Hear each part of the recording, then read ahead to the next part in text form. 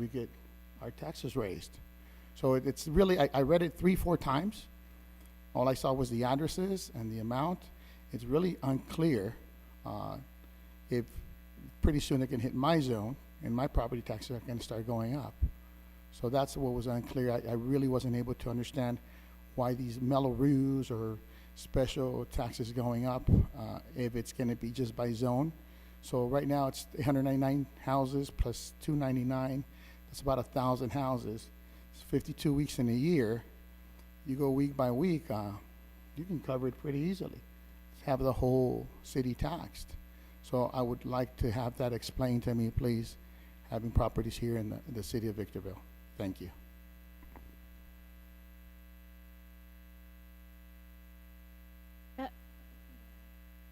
Madam Mayor, members of the council, and perhaps to help provide a little bit of understanding about what this item really is. First of all, it's dealing with approximately 260 acres, generally out in the Eagle Ranch area. And the only role that you're really providing here, it's certainly not to raise taxes. That's not what you're being asked to do here. You're effectively being asked to reaffirm a calculation that has to be submitted to the county tax collector so that the proper levy for each property within the 260 acres is actually imposed upon the property.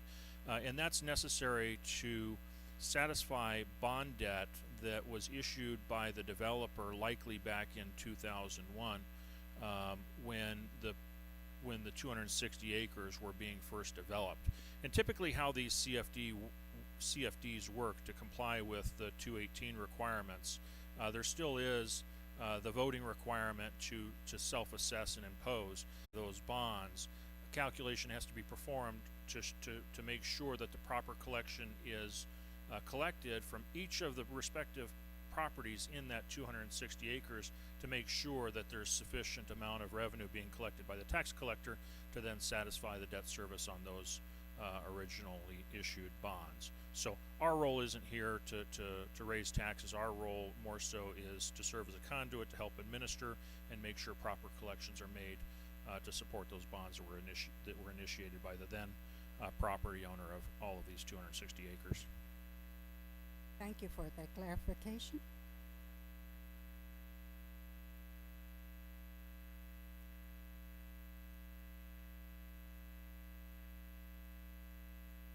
I request a motion. Madam Mayor, I move we approve staff recommendations, resolution 20-034. Second. I have a motion by Councilmember Cox, seconded by Mayor Garcia. Any further comments? Yes. So I am so grateful that I'm not the only one that has questions, because sometimes my questions can be perceived as unclear, as clear as I would like to project them. So having Mr. Romero come up as a public commenter on an item that he can direct questions or ask questions and inquire, this authority figure up here that you have, your council along with your executive team, should be responding, which is what happened. So I thank you greatly when you come up and do that, because now it's just not me, the one that tries to become a little bit more transparent and ask these questions over and over, so that it comes a time when I can be able to say, yes, you know what, perhaps this is not a tax, even though it looks like a tax increase of a fee, but these are bonds and we're acting as a conduit because there's these things called bonds that happened in 2001. I wasn't clear of that information. This information not necessarily is it much more clear, but I'm going to say that as I continue to look at each item, I do definitely scrutinize it and look for key terms. Perhaps the word bond should have been one that was a key one for me here, but looking at CFD, I immediately thought Prop 218, we need to have a vote, we need to have a count. That's what happened in the past. So this is something fairly new to me. So I'm so grateful when you come and you ask your questions, because believe me, I'm seeking responses and answers, and sometimes they're not understood quite well. So when the public asks in the mode that they understand it, we might get a better and clearer, more understanding. And Mr. Messer did that well when Mr. Romero asked. Thank you so much for that. Madam Mayor, I have a comment, question. Does this come up every year, Mr. Metzler? Yes, the answer is yes. This is something we have to do every year around this time because there is Every year this is explained, and so, are there any different explanation from year to year, or should be merely a confirmation of the council to ensure that the bondholders get paid when it was developed 20 years ago? So it's come up every year since 2000. that's correct. Explain it again next year. Thank you. Rita, did you have anything? No, no question. I have a motion by Councilmember Cox, seconded by Mayor Garcia. Member Cox? Yes. Councilmember Gomez? Aye. Councilmember Jones? I'm sorry, she's absent, sorry. Mayor Pro Tem Ramirez? Yes, Mayor Garcia? Yes. Motion passes with Councilmember Jones absent.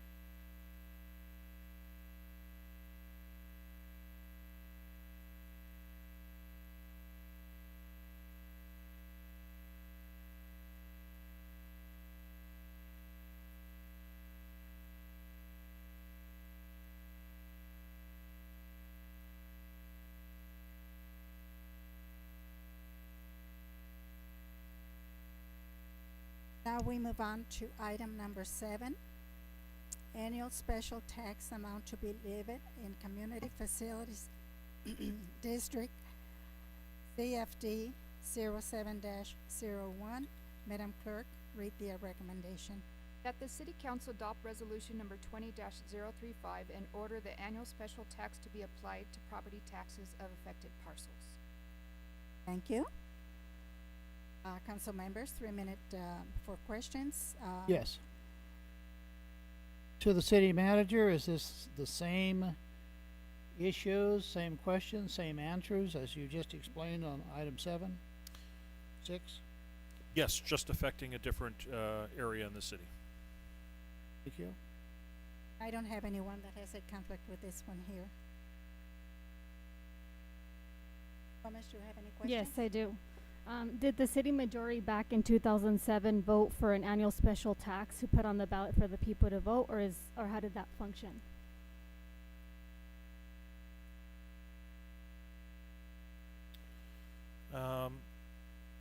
The answer would be yes, and as explained in the last item, typically the way these work is you have one property owner, and so the one property owner votes for all of the parcels comprising the district.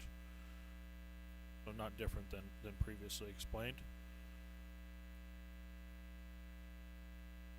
So I'm going to ask the question in a different way because the explanation was not similar in my understanding and my perspective outcome of the way I think personally. I haven't been a manager for 30 years like Mr. Cox has. My hat goes off to you. I've been a council member for 4 years learning. So this annual tax, the way I look at a Measure K tax, had a majority of the council put it out and then the people had to vote for it. You said as similar as you had responded before, but before you didn't say that we had to do this over and over and over again, which is what we're doing with the police increase of taxing in general taxes. So my confusion comes, this is not similar to the prior CFD if it's a special annual tax. I'm looking at just the tax formation of the power of the council in 2007 and how they put it forth. That's the clarity that I need. This is no different than the item that we just attended to in item 7, and it's a completely different type of tax than you allude to, whether it's relating to transactions and use tax or general tax that we're maybe considering. This is very similar to the last item. Our role here particularly is to reaffirm the amount necessary to be collected, break that down on a formula basis to decide how much each particular parcel, each particular home has to pay to satisfy the aggregate debt associated with the CFD, which was used to finance up front before this tract built out the infrastructure associated with the tract, so likely streets, curbs, gutters, roads, sewers, storm drains. My question wasn't the CFD. It was if there was a majority in 2007 for a special tax to pass, yes or no. And the answer was yes. Thank you. No further questions. No, thank you, Madam Mayor.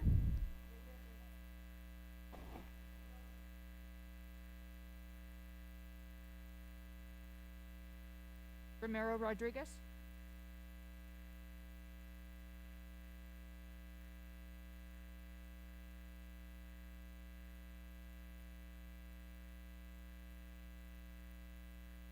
Hello, it's me again. It's like pulling teeth, this thing.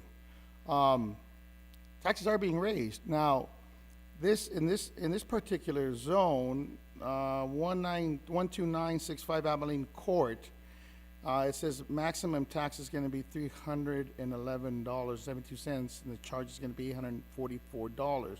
So is that gonna be every 6 months, or a yearly tax that's gonna be raised? Now, this zone, supposedly in the last number 6, supposedly in 2001, it was an assessed bond on this. But can I buy a property and know that in the future they're gonna raise my taxes?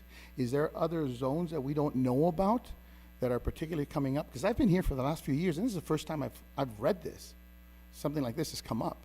Now, did all these people get a notice saying that their taxes are gonna be raised and the reason? So is it gonna be $844 for the year, or $84 per quarter, per half, for 6 months? So is there other parts of the city that fall under the same conditions that next year this is gonna come up? And I'd like to know, maybe I don't wanna buy a house in that section anymore. I wanna buy some house somewhere else where my taxes aren't gonna be going up. So is that general? That should be general information. To me, taxes are going up. It's very particular, very questionable, or I don't know. The taxes going up at the worst time possible for a lot of people right now, especially.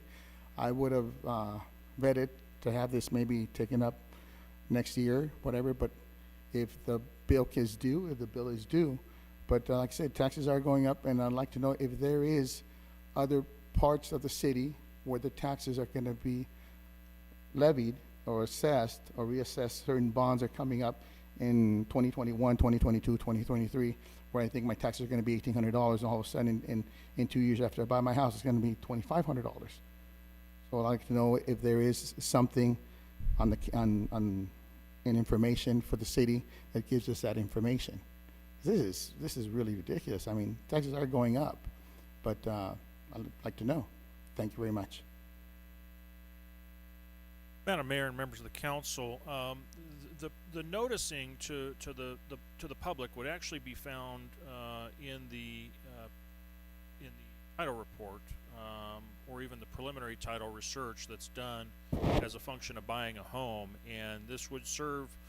This would be disclosed there, and that would effectively be the notice to either the current property owner or the prospective buyer of a property that there is a CFD assessment attached to the property. So this is something that is publicly disclosed, and it is something that is due because the bonds remain outstanding.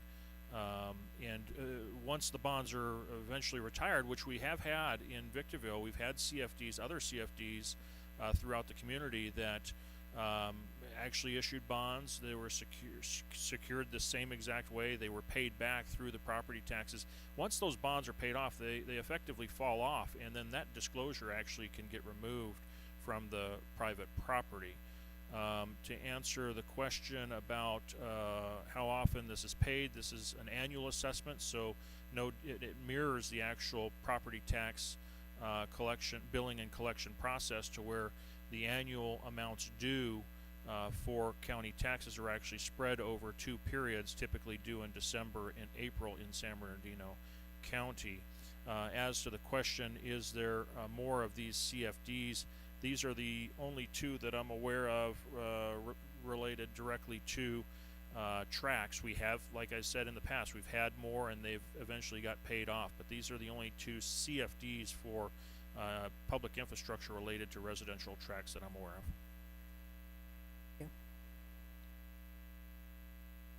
That'll kind of clear up some of the questions.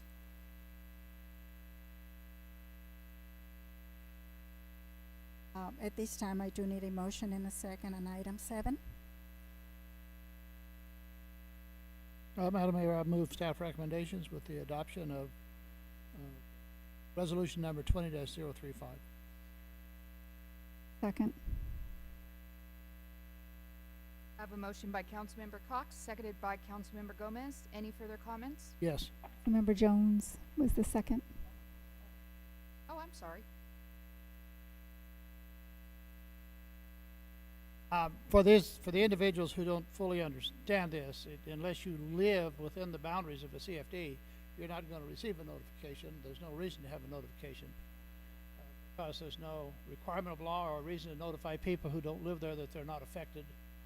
And for people who want to buy land, not only does the broker have to reveal this to you, but it's also you can't get through the escrow. It's a part of the escrow which is revealed. So it's quite almost impossible to buy a piece of land in a CFD and not know about it. So I don't know how else we could explain it. It's not initiated by the city. It's initiated by the landowners themselves. The bonds are sold. There's an amount of debt, except for the administrative charges, that's identical every year until the bond is paid off. And we do this every year. So, some misunderstanding, I hope that we can prepare maybe a one-sheet handout, have it in the lobby for people to come in with items like this to explain it, because the one-sheet explanation would apply every year, so you'd never have to make it up but one time. And every year you put it there, and every year they read the same thing for every year before they have the same question. It's always the same answer. But it helps clear the air. Thank you, Jim. That make it understand.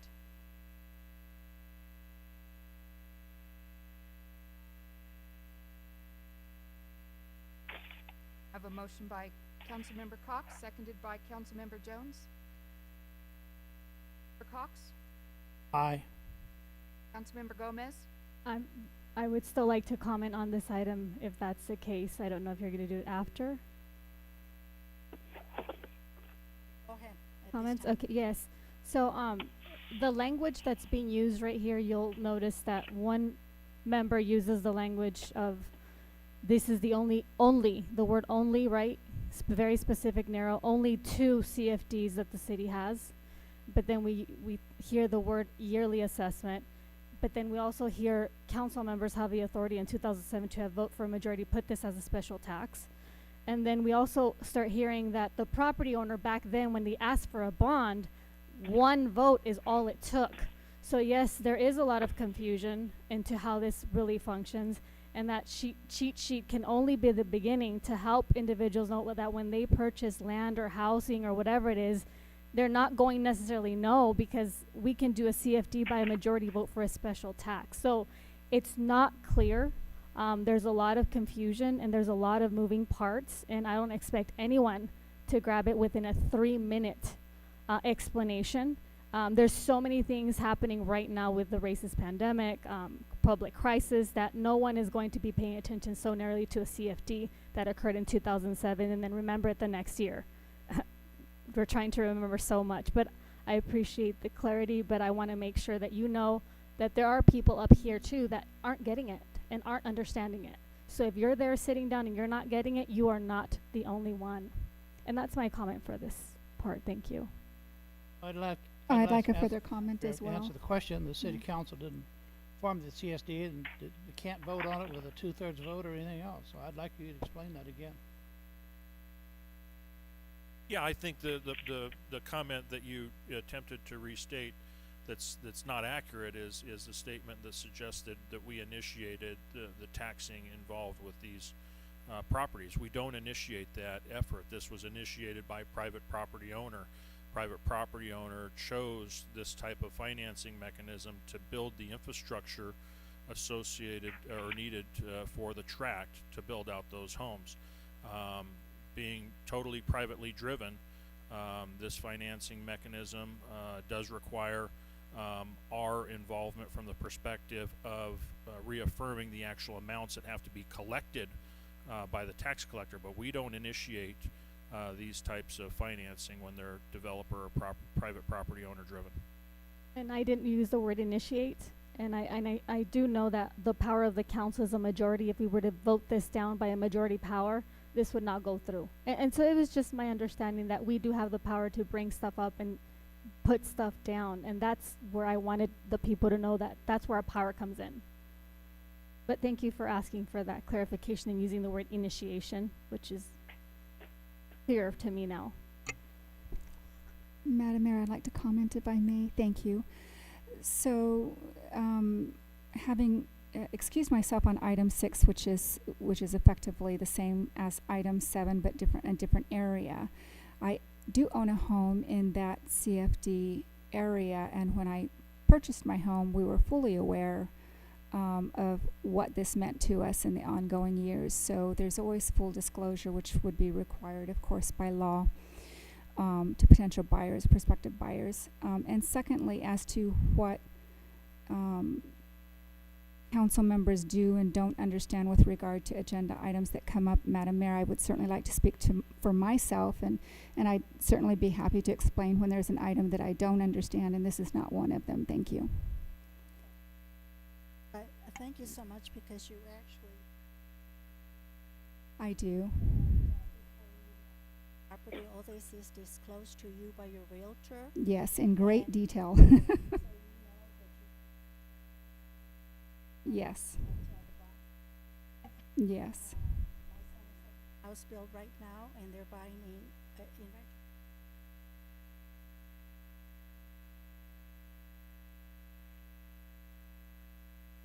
developments, where they have the same thing. I think theirs is something like maybe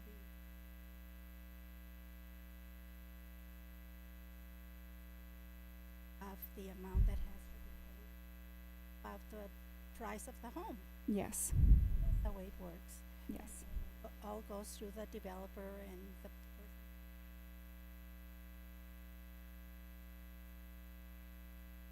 I wonder if I have to make sure that. Rita, did you have any questions at this time? No, thank you. I'll continue with the vote. Councilmember Gomez, Aye.